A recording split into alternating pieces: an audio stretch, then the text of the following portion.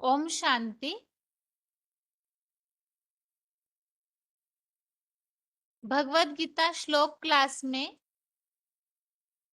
आज का श्लोक है 17वें अध्याय का चौथा श्लोक, अध्याय 17 का श्लोक नंबर 4।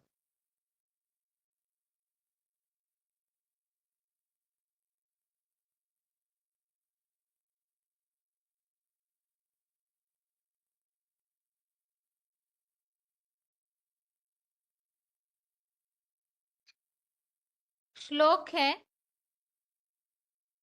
यजन्ते सात्विका देवान् यक्ष रक्षांसि राजसः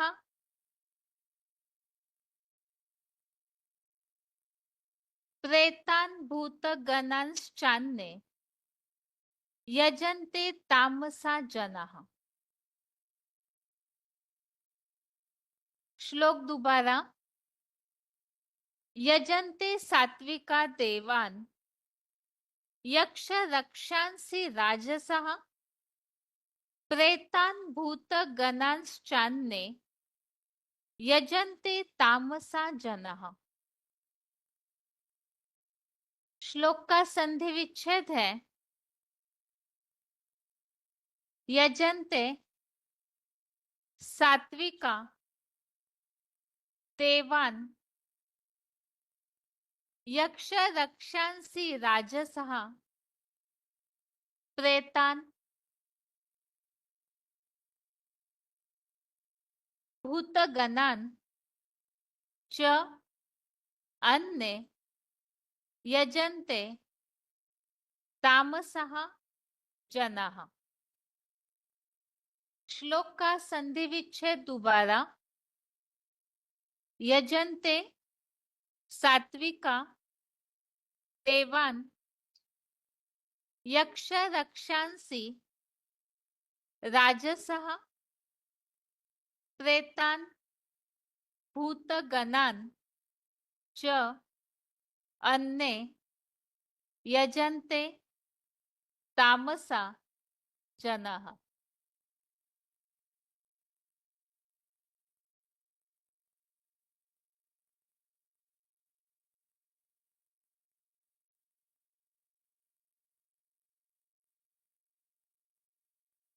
शब्दों के अर्थ है सात्विका अर्थात सत्वगुणी लोग, देवान अर्थात देवताओं को, राजसः अर्थात राजसी लोग, यक्ष रक्षांसी अर्थात यक्ष राक्षसों को, अन्य अर्थात दूसरे, तामसा अर्थात तामसी, जनाः अर्थात लोग, प्रेतांश्च अर्थात भूत प्रेतों के,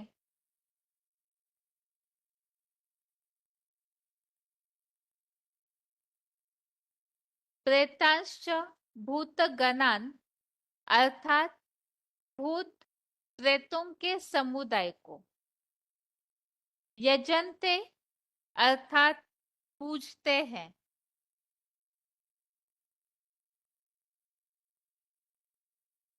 शब्दों के अर्थ दोबारा। सात्विक अर्थात सत्वगुणी लोग,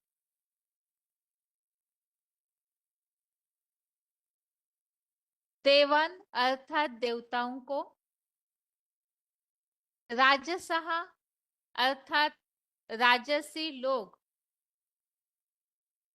यक्ष रक्षांसी अर्थात यक्ष राक्षसों को, अन्य अर्थात दूसरे,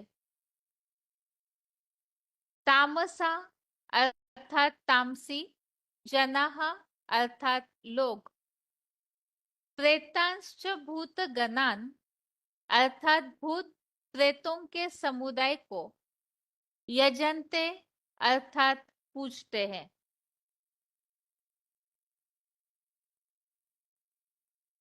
श्लोक का अर्थ है सत्वगुणी लोग सतयुगी देवताओं को, द्वैतवादी द्वापर से विधर्मी राजसी लोग, त्रेता द्वापर के यक्ष राक्षसों को, और दूसरे कलाहीन कलयुगी तामसी लोग, तांत्रिकों, मांत्रिकों, घोर कर्मियों,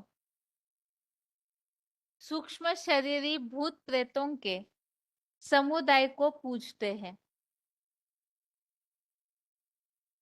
17वें अध्याय में हम श्रद्धा त्रय विभाग योग अर्थात श्रद्धा किस तरह से विभाजित हुई है उसे समझाया है। यहाँ आगे के श्लोकों में जैसे बताया हुआ है कि 3 प्रकार से ये श्रद्धा भावना जो है अलग अलग प्रकार से बढ़ जाती है। तपस्याओं में भी 3 प्रकार, दान में भी 3 प्रकार, जो कर्म कांड करते हैं उसमें भी। तो ये सात्विक, राजसी और तामसी, इस तरह से 3 प्रकार से श्रद्धा भावना को बांटा गया है।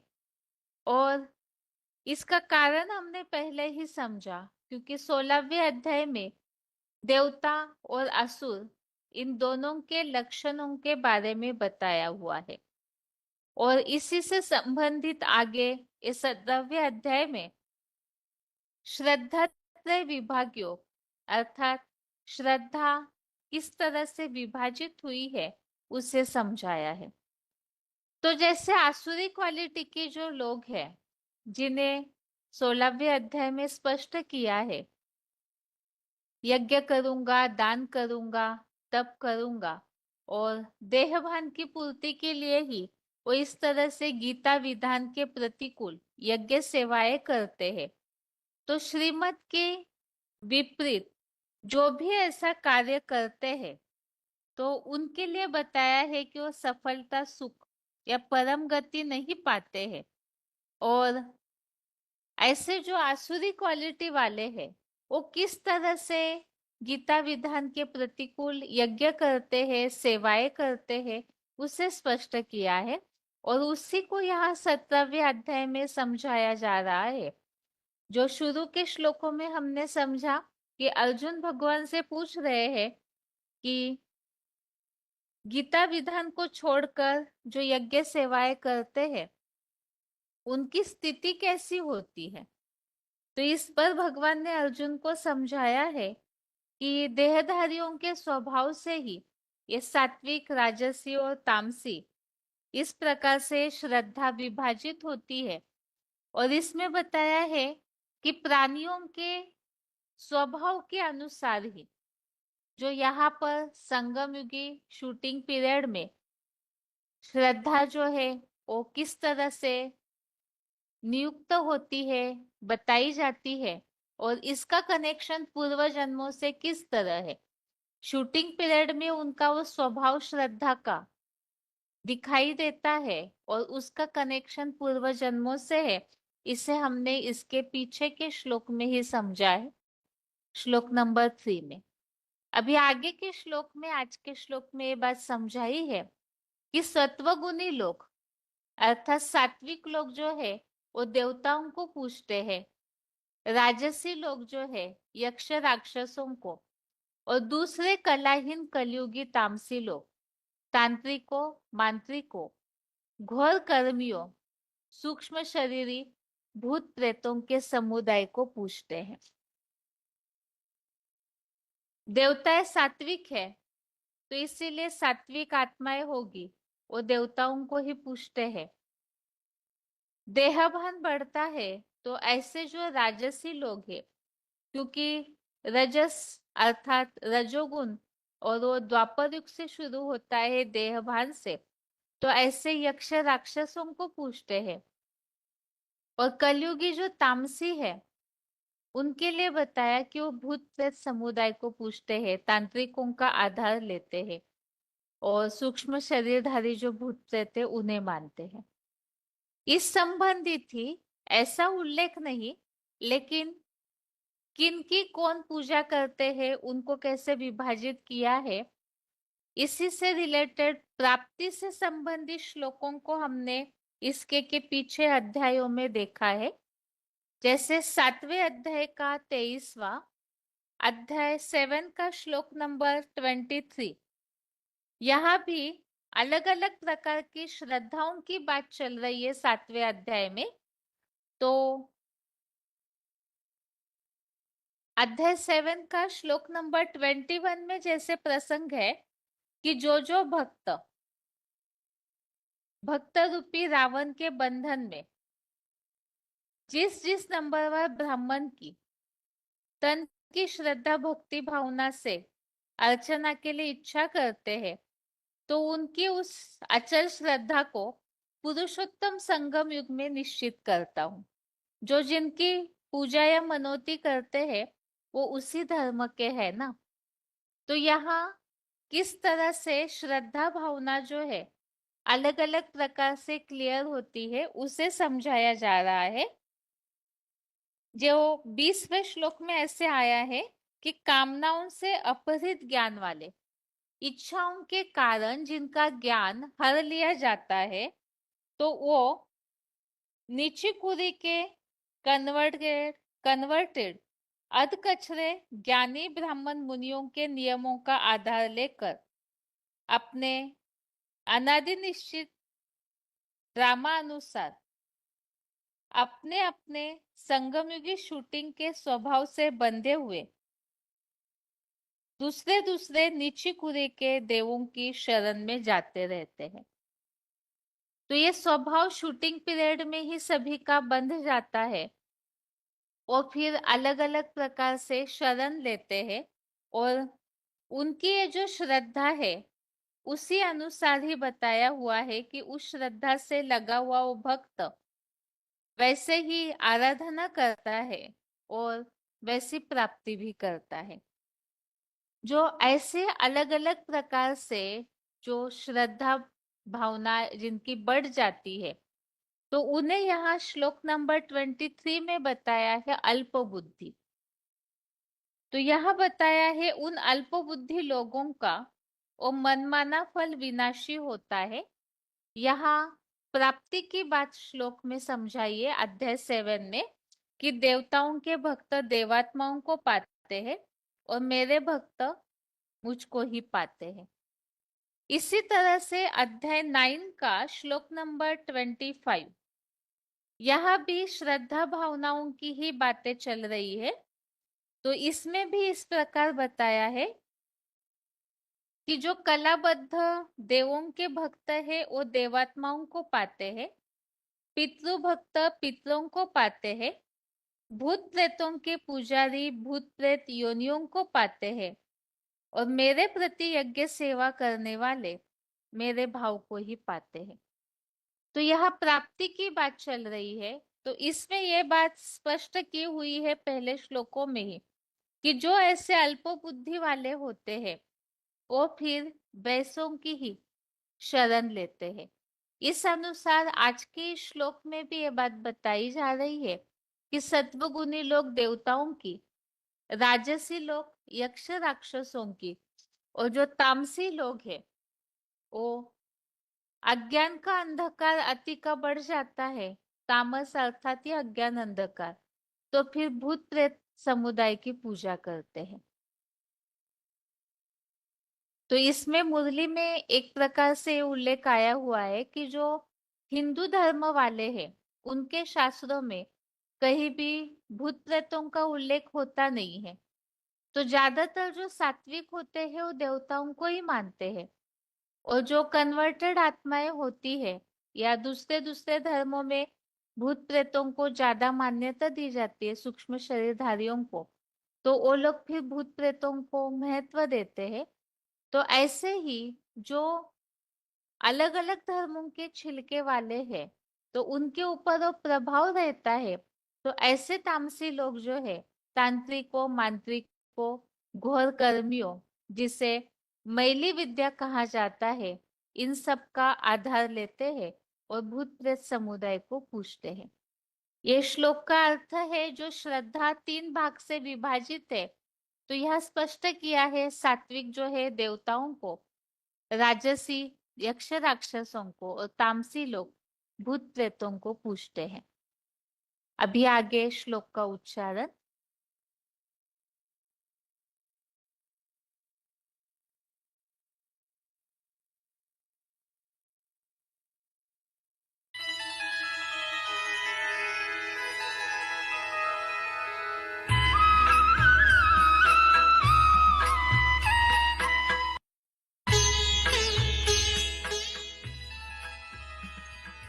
अध्याय 17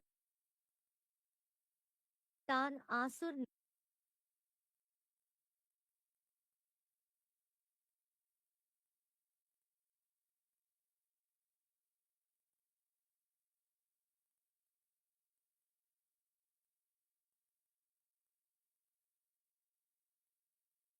हे विष्णु अर्थात भरतवंशी अर्जुन,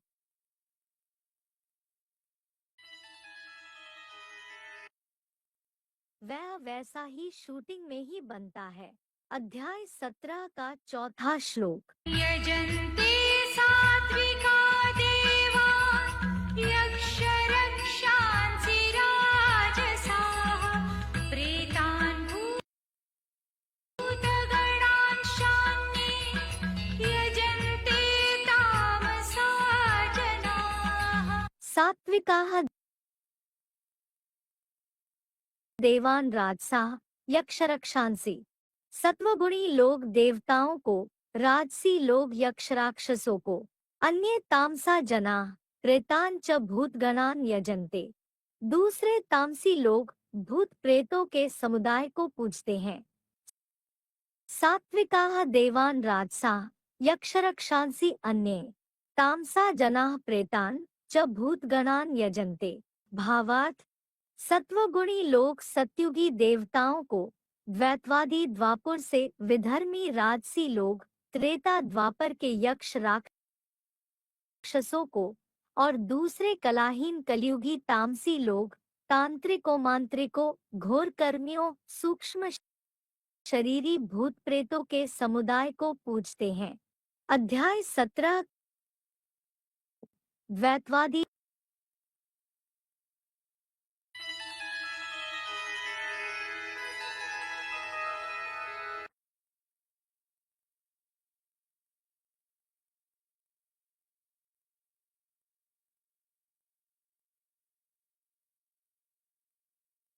वह वैसा ही शूटिंग में ही बनता है।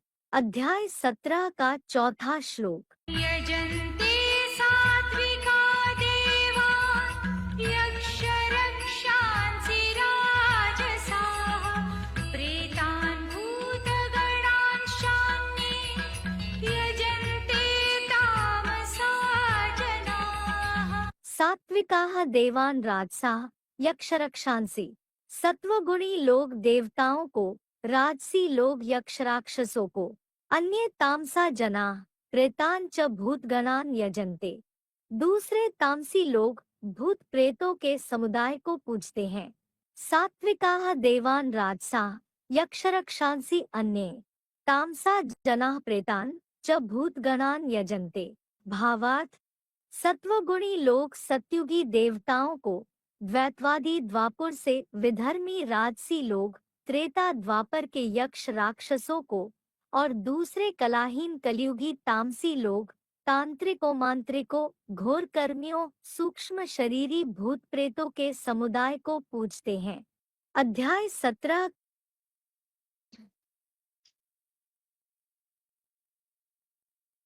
अभी यहाँ पॉइंट है।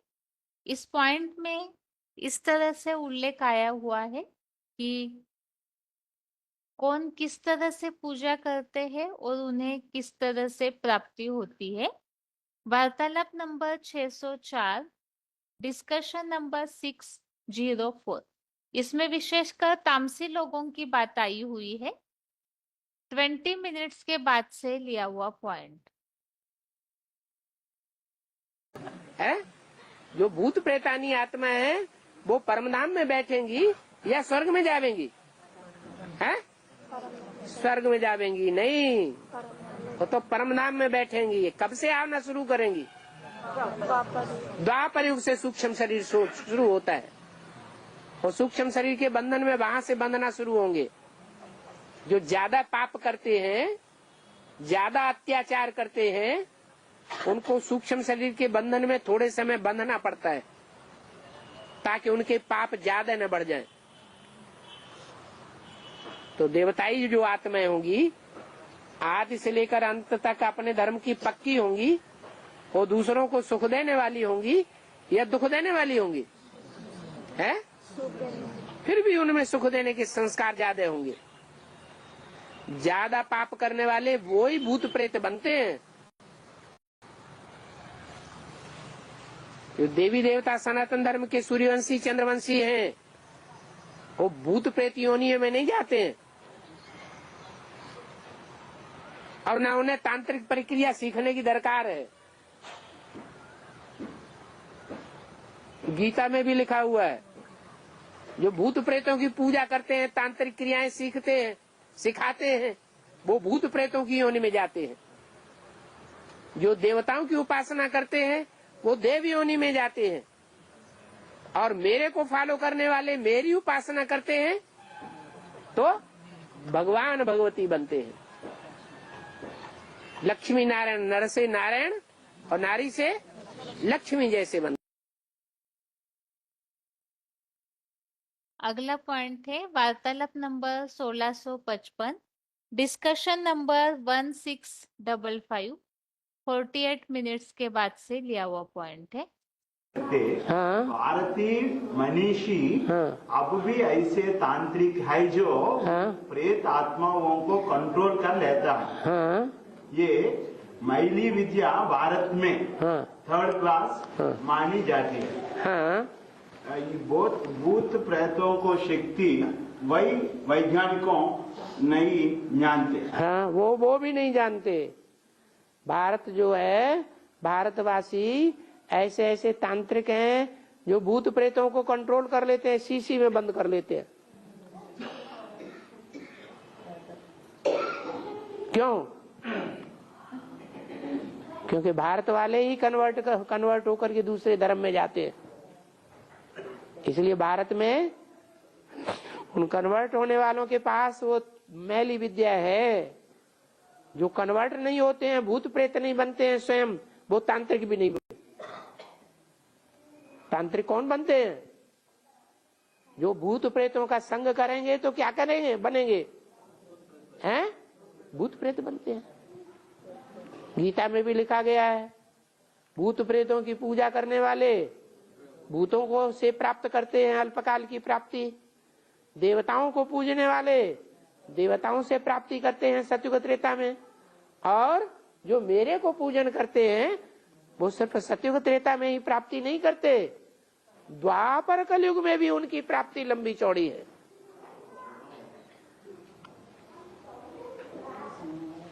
तो ये 3rd क्लास विद्या है जो कन्वर्ट होने वाले भारतीयों को प्राप्त होती है, हिंदुओं को प्राप्त होती है।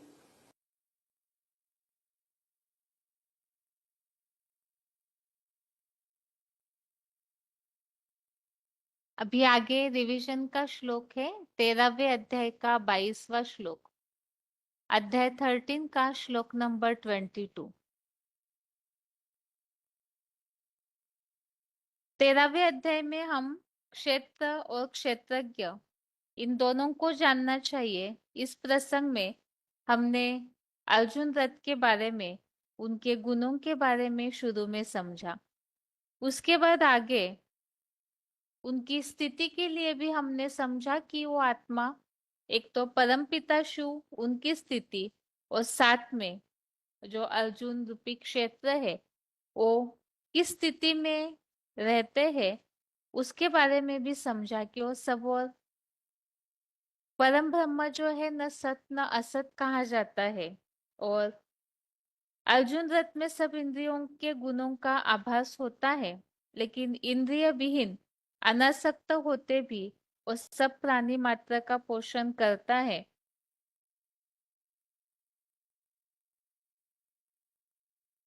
योग ऊर्जा से प्राणियों के अंदर, बाहर और अंदर है। मन बुद्धि से सदा अचल है। जड़ देह से चलायमान है, तो अति सूक्ष्म होने से अज्ञानियों के द्वारा देखा या जाना नहीं जाता है। वह परम ब्रह्म योग बल से अविभाज्य है, प्राणियों में विभक्त हुआ सा रहता है और वैकुंठ में भी प्राणियों का भरण पोषण करता विष्णु है तथा संहार करता महारुद्र और उत्पत्ति करता ब्रह्मा ज्ञातव्य है। और ज्योतिमान नक्षत्रों की भी ज्योति है, अज्ञान अंधकार से परे कहा जाता है। ज्ञान का भंडार है, ज्ञान के द्वारा ही जानने योग्य है, ज्ञान से ही पाने योग्य है और सबके हृदय में योग बल की ऊर्जा से विराजमान है। इस तरह से क्षेत्र और क्षेत्रज्ञ का जो ज्ञान है वो जानने योग्य है, उसे जानकर के ही जो जानता है वो फिर भगवान के राजाई भाव को पाता है। अभी आगे हमने यहाँ श्लोकों में प्रकृति और पुरुष का विषय इस टॉपिक में समझा था और यहाँ पे अर्जुन रूपी क्षेत्र को ही क्लैरिफिकेशन वाले अर्थ में प्रकृति बताया है। एक तो अर्जुन की देह अपरा प्रकृति और अर्जुन की आत्मा वो परा प्रकृति है जो परे ते परे स्टेज में रहती है। अब ये दोनों भी अनादि है और विकारों को और तीन गुणों को भी इस प्रकृति से उत्पन्न हुआ जानो, ऐसे श्लोक में बताया है। इसके अलावा आत्मा किस तरह से प्रकृति में स्थित तीन गुणों को भोगती है और जन्म मरण में आती है, सत असत योनियों में आती है, वो भी हमने समझा कि आत्मा वास्तव में निर्लेप भी नहीं है, अभोक्ता भी नहीं है। प्रकृति के गुणों में आसक्त होकर वो भोक्ता बनती है और सत असत योनियों में इसीलिए ही जन्म लेती है। अभी आगे आज का रिवीजन का श्लोक है। उपद्रष्टानुमंता च भर्ता भोक्ता महेश्वरः परमात्मा इति चाप्युक्तः देहेस्मिन् पुरुषो परः। श्लोक दोबारा। उपद्रष्टानुमंता च भर्ता भोक्ता महेश्वरः परमात्मेति चाप्युक्तः देहेस्मिन् पुरुषो परः। अर्थात इस अर्जुन की तामसी देह में परम पुरुष सदाशिव ज्योति भ्रुकुटी मध्य में समीप दृष्टा और श्रेष्ठ कार्यों की अनुमति दाता, महाविष्णु रूप प्राणियों का भरण पोषण करता, भोक्ता और महान ईश्वर शिव प्लस परमात्मा, इस तरह महेश्वर भी कहा जाता है।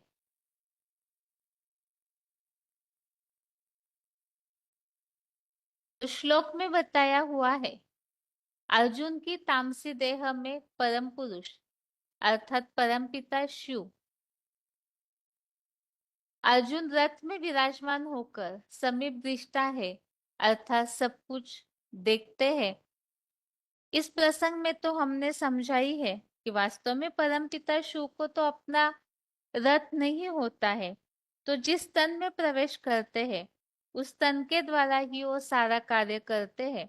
इस प्रसंग में हमने अध्याय 13 का श्लोक नंबर 13 इसमें भी बताया है कि वहां तो सहयोगियों के हिसाब से प्रसंग में बात आई है कि वो सब और हाथ पैर वाला है, लेकिन यहाँ इस श्लोक में इस बात को ऐसे स्पष्ट किया है कि अर्जुन रथ में रह करके वो समीप दृष्टा है अर्थात अर्जुन रथ के द्वारा ही वो सब कुछ देखते हैं, श्रेष्ठ कार्यों की अनुमति दाता है, भरण पोषण करता है, महाविष्णु रूप से भरण पोषण करता है, भोक्ता और महान ईश्वर शिव प्लस परमात्मा, इस तरह महेश्वर भी कहा जाता है।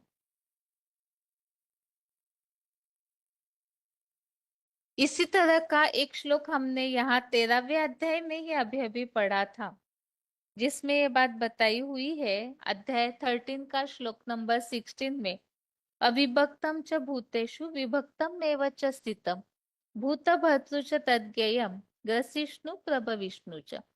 इसमें भी इस तरह से बताया है कि प्राणियों का भरण पोषण करता विष्णु है, संहार करता महारुद्र है और उत्पत्ति करता ब्रह्मा ज्ञातव्य है। तो यहाँ जो कार्य किए जाते हैं उसके बारे में इन श्लोकों में जानकारी दी हुई है। अब यहाँ जैसे भरण पोषण करने की जो बात है, इस प्रसंग में अध्याय 15 का जो 17 नंबर श्लोक है उसमें भी इसी तरह से उल्लेख आया है। जहाँ उत्तम पुरुष की बात चल रही है, अर्जुन जो उत्तम पुरुष बनते हैं तो उनके लिए भी यहाँ बताया है कि वो तीनों लोगों को अधिकार में लेकर के पोषण करता है। बाकी इस श्लोक में तो यहाँ प्रसंग ये चल रहा है कि अर्जुन की तामसी देह में परमपिता शिव ही समीप दृष्टा भी है, श्रीमत देने वाले कार्यों की अनुमति दाता है, वही भरण पोषण करता भी है और भोक्ता और महान ईश्वर महेश्वर भी कहा जाता है। बाकी यहाँ अलग अलग श्लोकों में किस तरह से ये कार्य होते हैं, तो परमपिता शिव ही 3 मूर्तियों के द्वारा कैसे कार्य करते हैं वो कई सारे श्लोकों में हमने देखा है। जैसे 15वें अध्याय के 17वें श्लोक में भी भरण पोषण कर्ता के रूप में जो उत्तम पुरुष बनते हैं उनके लिए बताया हुआ है। अध्याय 9 का जो श्लोक है जिसमें स्वरूप की बात चल रही है, भगवान के स्वरूप की, तो उसमें भी अलग अलग प्रसंगों में ये बात आई हुई है। तो वहां भरण पोषण कर्ता के रूप में ये बात आई हुई है, उत्पत्ति विनाश और स्थिति हो, तो यहाँ उत्पत्ति के रूप में इस तरह से उल्लेख आया हुआ है। ये श्लोक में मुख्य बात बताई हुई है कि परमपिता शिव ही समीप दृष्टा भी है, कार्यों की अनुमति दाता, अर्थात परमपिता शिव ही सारे कार्य करते हैं। अभी आगे इस श्लोक का उच्चारण।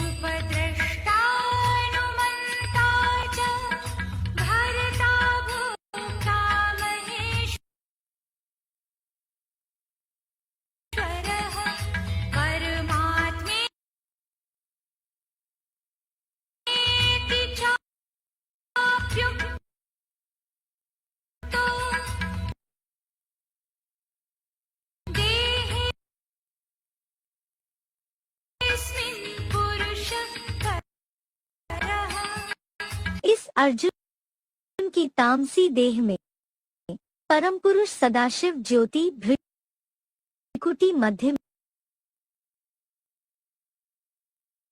में समीप दृष्टा श्रेष्ठ कार्यों की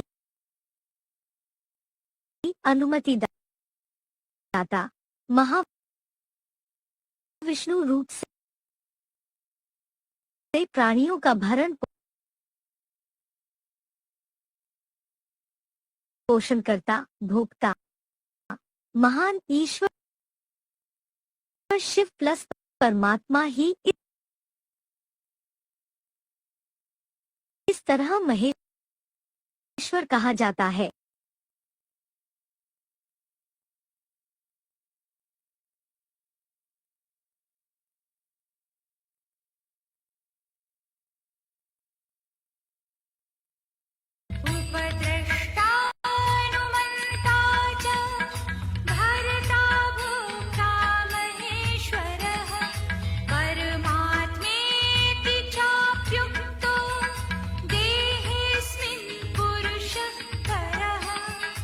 अर्जुन की तामसी देह में परम पुरुष सदाशिव ज्योति भ्रिकुटी मध्य में समीप दृष्टा श्रेष्ठ कार्यों की अनुमति दाता महाविष्णु रूप से प्राणियों का भरण पोषण करता भोक्ता महान ईश्वर शिव प्लस परमात्मा ही इस तरह महेश्वर कहा जाता है।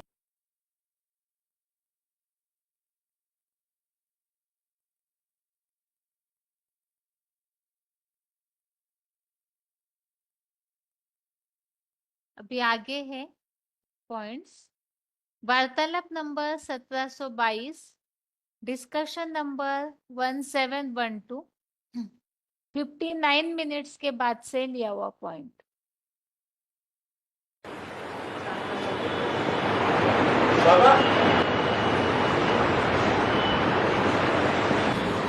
प्रजापिता ब्रह्मा की देह में स्थित परम पुरुष समीप से देखने वाला, कार्यों की अनुमति देने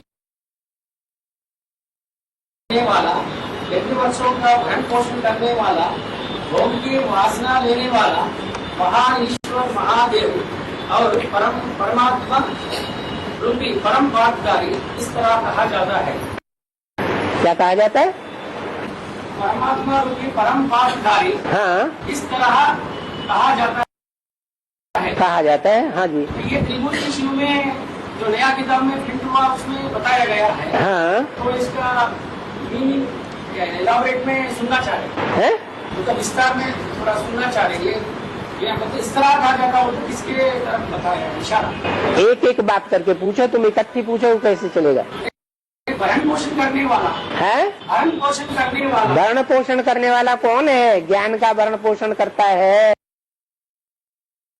याद की यात्रा से भरण पोषण करता है। याद है हमारा अन्न, याद है हमारी अनाज, अनाज खाने से शक्ति आती है। ज्ञान है हमारा दूध, दूध पीने से अनाज पचता है। तो ये ज्ञान और योग के शक्ति से हमारा भरण पोषण आत्मा का करने वाला परमात्मा है। और समीप से देखने वाला है? समीप से देखने वाला, समीप से देखने वाला, समीप। हाँ, नजदीक से हमको देखने वाला वो ही परमात्मा है। कोई और मनुष्य हमको इतनी नजदीक से नहीं देख सकता। कार्यों की अनुमति देने वाला। हाँ, तो हम कार्य करते हैं, उन कार्यों की अनुमति देने वाला कौन है? एक ही परमात्मा है। हम उसके गुड्डे गुड़िया हैं। गुड्डे गुड़ियों की तरह वो हमको चला रहा है। वासना लेने वाला, वो वासना भी लेता है। ये अच्छा है, ये बुरा है, अच्छा कर्म करता है, बुरा कर्म करता है। भोग की वासना लेने वाला। हाँ, और महान ईश्वर महादेव, महादेव वास्तव में जैसे मुरली में बोला, कहते हैं भक्ति मार्ग में देव देव महादेव, वास्तव में वो देव देव महादेव भी मैं ही हूँ। कौन है? शिव आदि परमात्मा रूपी परम पाठधारी, परम पाठधारी, परमात्मा रूपी परम पाठधारी, परम पाठधारी। सबसे बड़ा पाठ किसका है इस दुनिया में? सबसे बड़े से बड़ा पाठ इस दुनिया में कौन बजाता है? कौन सी आत्मा है जो सबसे बड़ा पाठ बजाती है? शिव बाबा। हाँ, शिव।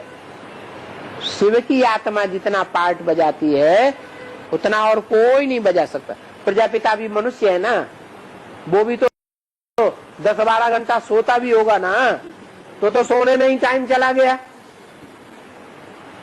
कोई भी पुरुषार्थी है, उनका ढेर सारा टाइम तो सोने में चला जाता है। पुरुषार्थ क्या करेंगे? और शिव बाबा सोता है नहीं, प्रजापिता में काम करता है, तब तक प्रजापिता में कार्य करेगा। वो सो जाएगा तो दूसरी आत्मा में प्रवेश करके ज्ञान सुनाएगा, दृष्टि देगा, वाइब्रेशन देगा। अरे हिंदुस्तान में रह करके काम करेगी वो आत्मा, यहाँ रात हो जाएगी तो अमेरिका में जाकर दिन है, वहां प्रवेश करके सेवा करेगी? नहीं करेगी? करेगी। मेरे से ज्यादा पार्ट और कौन बजा सकता है? तो सबसे ज्यादा पार्ट बजाने वाला पार्टधारी कौन हुआ? शिव बाप।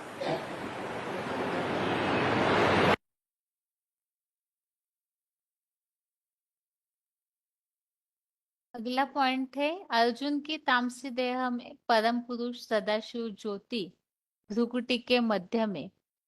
VCD number 2441, VCD number 2441।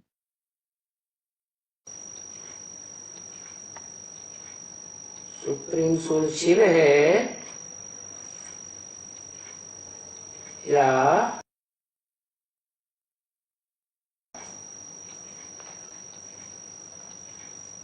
जिसमें मुकर्रर रूप से प्रवेश करता है वो है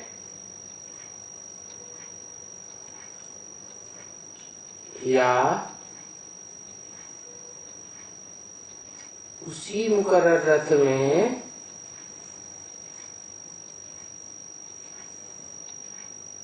जो ज्ञान चंद्रमा कहो,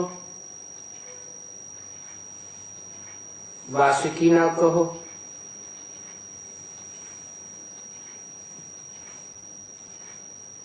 प्रवेश करता है।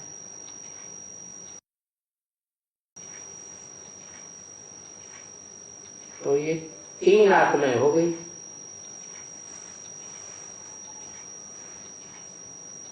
एक ही शरीर रूपी रथ में। तो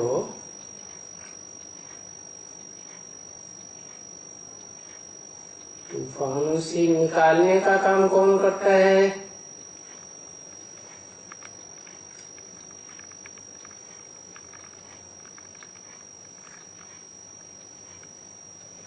और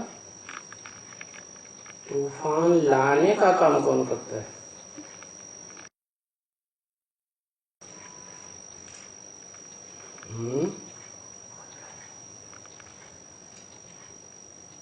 एक है सदाशिव तीसरा नेत्र जो भ्रुकुटी के मध्य में दिखाते हैं। निरंजन निराकार अकर्ता अभोक्ता जन्म मरण के चक्र से न्यारा तीसरा नित्य शिव शिव नित्य कहते हैं उसको।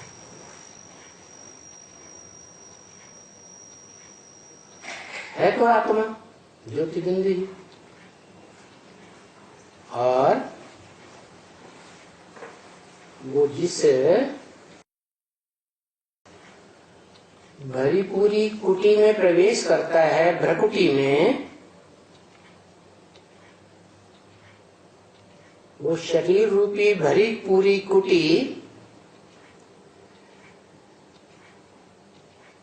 भाग्यशाली रथ कहा जाता है। ये वो पाठधारी है ना, तो भाग्यशाली तो होगा ही।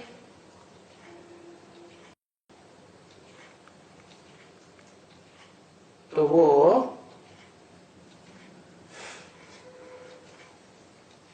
भाग्यशाली रथ वाली आत्मा, क्योंकि शिव को तो अपना रथ होता नहीं, वो तो भाग्यशाली रथ में प्रवेश करता है।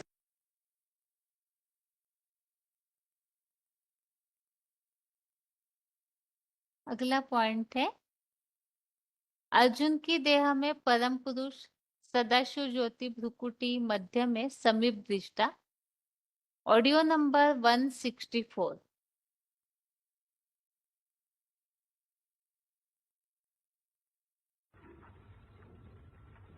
तो शिव बाबा भी इन आंखों का लोन लेकर के आए हैं। देखते हैं ये असुर बैठा है और ये देवता बैठा है। कैसे देखते हैं? आंखों से देखते हैं ना। बाप को तो मालूम है।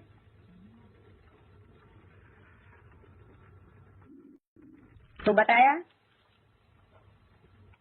उस विराट पुरुष परम पिता परमेश्वर जिसे कहा जाता है, वो भल ज्योति बिंदु है, उसकी बिंदु का ही नाम शिव है। उसका अपना शरीर नहीं है, फिर भी वो पर काया प्रवेश करके देखता है। कौन कौन सी आंखों से देखता है? एक है राइट आंख और एक है लेफ्ट आंख। त्रिमूर्ति है ना, तो विष्णु तो कोई अलग से मूर्ति है नहीं, ब्रह्मा ही तो विष्णु बनता है। तो ब्रह्मा हुई कौन सी आंख? Right year, left ear. वो गुण ही देखता है, किसी के अवगुण नहीं देखता, क्योंकि राइट ईयर है आत्मा। आंख का मतलब कोई स्थूल से मतलब नहीं है। आंख से कौन सी आंख? आत्मा। जैसे शंकर को त्रिनेत्र दिखाते हैं या देवताओं देवियों को 3 नेत्र दिखाते हैं, तो क्या स्थूल नेत्रों से मतलब है? नहीं, यह है बेहद की आंख, मन बुद्धि रूपी आत्मा रूपी आंख। तो परमात्मा शिव की भी 2 आंखें हैं, जिन 2 आंखों से वो सारी सृष्टि को देखता है। एक राम और दूसरा कृष्ण। यही बेहद की 2 आंखें हैं।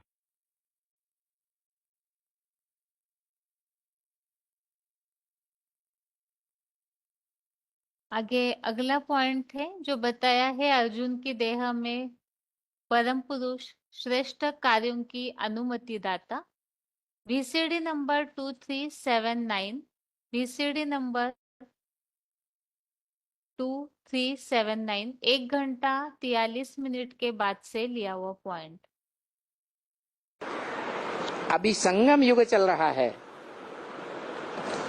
चारों युगों की शूटिंग का टाइम चल रहा है। निराकार आत्माओं का निराकार बाप डायरेक्टर के रूप में पर्दे के पीछे पार्ट बजा रहा है। डायरेक्टर सामने होता है एक्टर्स के, ऑडियंस के, या पर्दे के पीछे होता है? पर्दे के पीछे पार्ट बजा रहा है।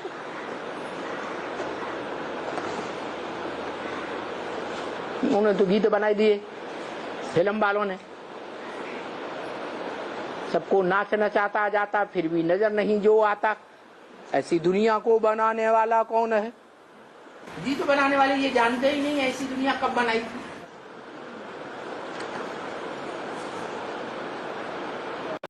वो अभी संगम युग में दुनिया बना रहा है। सारी दुनिया के मनुष्य मात्र गुड्डे गुड़ियों की तरह पार्ट बजाने वाले हैं। जो कहावत है, तेरी सत्ता के बिना पत्ता भी हिल सकता नहीं, ये मनुष्य सृष्टि रूपी झाड़, जिसका वर्णन गीता में कहा गया ऊढ़म मूलम मदशाखा, उस सृष्टि रूपी वृक्ष के 500-700 करोड़ पत्ते हैं। एक टाइम ऐसा भी आएगा क्या वो पत्ते उसकी इच्छा के बगैर हिल भी नहीं सकते। ऐसी सारी दुनिया मिलिट्री बन जाएगी, रूहानी मिलिट्री। मिलिट्री में क्या होता है? मिलिट्री अपनी अकल चलाती है या मिलिट्री का मार्शल अकल चलाता है? मार्शल अकल चलाता है।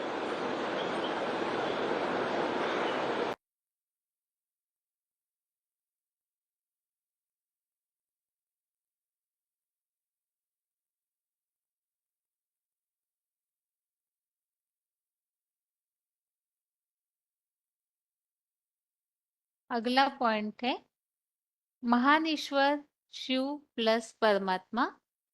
VCD number 2728, VCD number 2728। मुझे ईश्वर कहें कि परमेश्वर कहें, मुझे क्या कहें? क्या कहें? ईश्वर कहें कि परमेश्वर कहें, महेश्वर कहें? वहां ही स्वर्ग है। अच्छा, परमेश्वर कहें। अच्छा, शिव, शिव मेरी बिंदी का नाम है। मैं बिंदी आत्मा अपन को शिव ही कहूंगी, तो उसे परमेश्वर कहेंगे।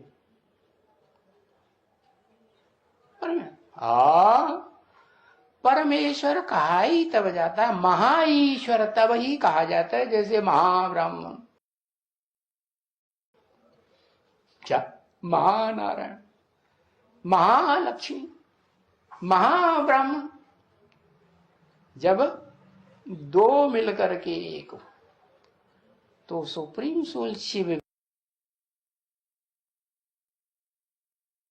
भी जब तक साकार मुकर्रर रथ में ना आए तब तक महेश्वर थोड़े ही कहा जाएगा। महाईश्वर कहो, परमेश्वर कहो, कब कहा जाएगा? जब दो मिलके एक हो, तो वो तो ईश्वर है। शिव आत्माओं का बाप क्या है? ईश्वर। ईश माने शासन, शासक, वर माने श्रेष्ठ, श्रेष्ठ शासन करने वाला है। लेकिन महेश्वर नहीं। महा तब शब्द लगाया जाता है जब दो के साथ मेल होता है। इसलिए भारत में परंपरा खास पड़ी हुई है कि अकेले टब्बू चंद है तब तक संपूर्ण नहीं है। कितनी भी ताकत हो, भले भगवान आता हो, कह जाता हो, कुंवारों में इतनी ताकत है कि जो चाहे सो कर सकते हैं। नई दुनिया बनाना चाहें तो नई दुनिया बना सकते, पुरानी दुनिया को भस्म करना चाहें तो भस्म कर सकते हैं। लेकिन संपूर्ण कहे जाएंगे? संपूर्ण नहीं कहे जाएंगे। संपूर्ण तब कहे जाएं जब दो मिलकर के एक हो। निराकार आत्मा साकार शरीर से न मिले तो संपूर्ण कही जाएगी? नहीं। ऐसे ही जो षष्ठी रूपी रंगमंच पार्ट बजाने वाली आत्माएं हैं, उनमें जो सदा निराकार है शिव, और इस षष्ठी रूपी रंगमंच पर जो सदा साकार है शंकर, आदम, तो दोनों मिले तब क्या होता है? महेश्वर कहा जाता है।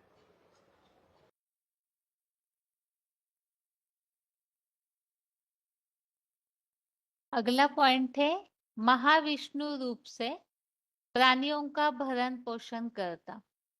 VCD number 2470, VCD number 2470। आत्माओं का बाप शिव बाप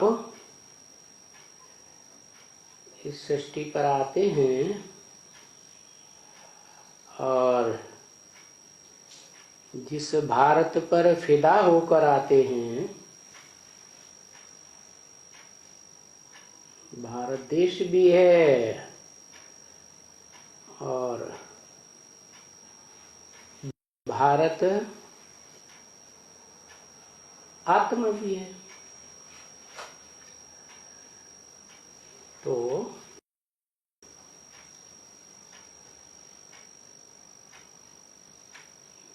जो भारत है, जिसे गीता में अर्जुन कहा,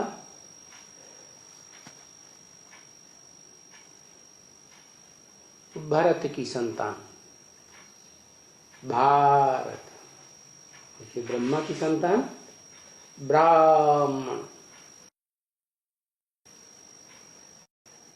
ऐसे ही भरत का अर्थ है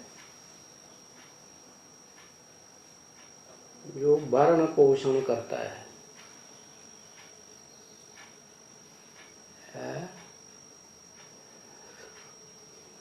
सारे संसार का भरण पोषण करने वाला विष्णु कहा जाता है।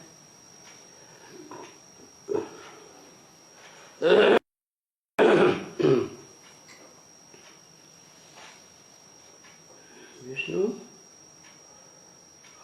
माने नो विषय टाल, वो विष्णु अपनी पवित्रता की पावर से भरण पोषण करता है।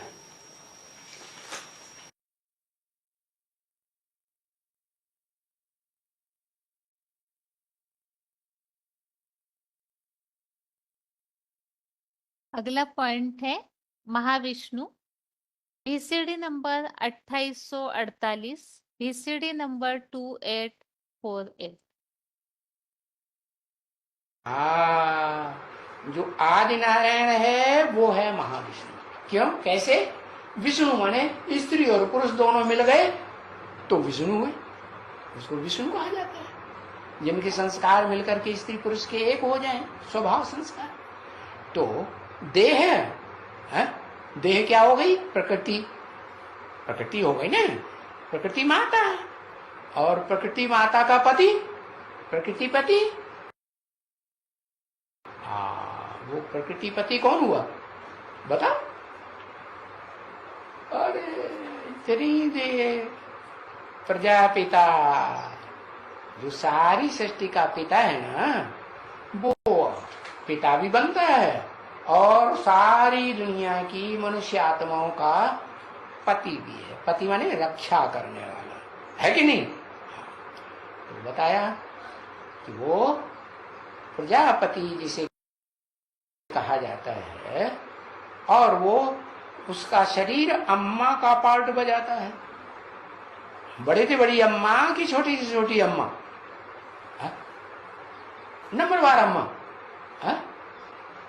बताया कि महाविष्णु समझ गए कौन हुआ? तो महाशब्द लगा, इसका मतलब है कि महा बाद में लगा कि पहले लगा? बाद में लगा महा।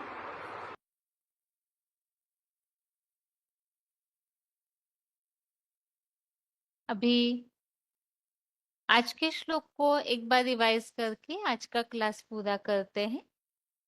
17वें अध्याय का चौथा श्लोक, अध्याय 17 का श्लोक नंबर 4, और इसमें अलग अलग प्रकार से जो श्रद्धा वाले हैं वो किन की पूजा करते हैं उसे स्पष्ट किया है। श्लोक है, यजन्ते सात्विका देवान यक्ष रक्षांसि राजसः प्रेतान भूत गणांश्चान्ये यजन्ते तामसा जनाः। श्लोक दोबारा, यजन्ते सात्विका देवान यक्ष रक्षांसि राजसः प्रेतान भूत गणांश्चान्ये यजन्ते तामसा जनाः। अर्थात सत्वगुणी लोग सतयुगी देवताओं को, द्वैतवादी द्वापर से विधर्मी राजसी लोग त्रेता द्वापर के यक्ष राक्षसों को, और दूसरे कलाहीन कलयुगी तामसी लोग तांत्रिकों, मांत्रिकों, घोर कर्मियों, सूक्ष्म शरीरी भूत प्रेतों के समुदाय को पूजते हैं। तो श्लोक में यहाँ बताया हुआ है कौन किनकी पूजा करते हैं। जो सात्विक है वो देवताओं की, राजसी लोग यक्ष राक्षसों की, और तामसी लोग जो है तांत्रिकों का, मांत्रिकों का आधार लेते हैं और भूत प्रेतों के समुदाय को पूजते हैं। और इसमें हमने पीछे के श्लोकों संबंधित बातों को समझा था कि जो जैसों की पूजा करते हैं उन्हें वैसे ही प्राप्ति होती है। जो 9वें अध्याय और 7वें अध्याय के श्लोकों में हमने समझा था, जो अधकचरे है, अल्प बुद्धि है, तो वैसे ही उनकी श्रद्धा भावना होती है और देवताओं की पूजा करने वाले देवताओं को, भूत प्रेतों के पुजारी भूत प्रेत योनियों को प्राप्त करते हैं, और भगवान की पूजा करने वाले भगवान तक पहुंचते हैं। तो ये श्रद्धा भावना जो अलग अलग प्रकार से बटी हुई है 3 प्रकार से, तो वो किसको कौन पूछते हैं वो इस श्लोक में स्पष्ट किया है।